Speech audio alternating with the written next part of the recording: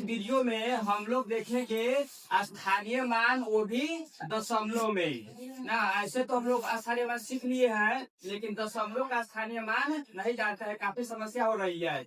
तो दशमलव के पहले जो भी होता है अंक वह इकाई दहाई में गिना जाता है, और दशमलव के बाद यानी कि वो पहला अंक रहेगा, यानी 3 है हमारे पास, तो यह 1 का 10वां भाग हुआ। यह दूसरा अंक है, यानी कि यह 100वां भाग है, और तीसरा है यो 1000वां भाग हुआ। इसी तरह जैसे जैसे अंक बढ़ेगा वैसे वैसे जीरो की संख्या बढ़ते हुए वह उतने भागों में बढ़ता जाएगा। तो चलिए देखते हैं, यह दशमलव के पहले है, यानी कि 6 है। 6 को गिने की इकाई, 6 को 1 से गुना करेंगे तो होगा 6।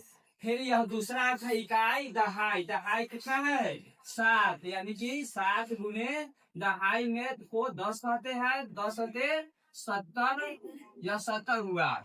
अब दशमलव के बाद पहला अंक निकालेंगे, यह 3 है, यानी कि 3 गुने 1 का यह 10वां भाग है, तो 1 का यह 10वां भाग लिखते हैं।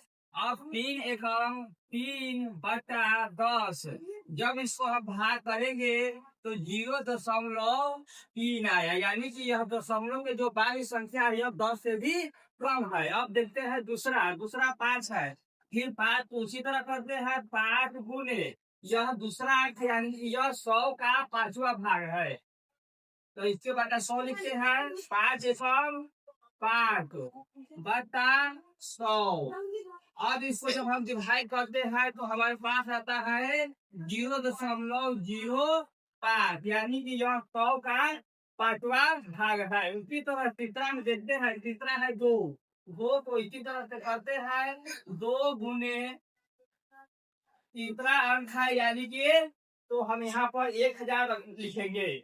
इसको भी उसी तरह हम लोग 2 एकम 2 गुना करेंगे और इसके बटा में 1000 लिखेंगे।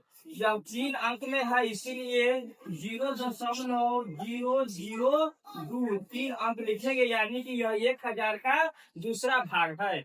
तो इस तरह से हम समझ सकते हैं कि दशमलव का स्थानीय मान ऐसे ही निकलता है।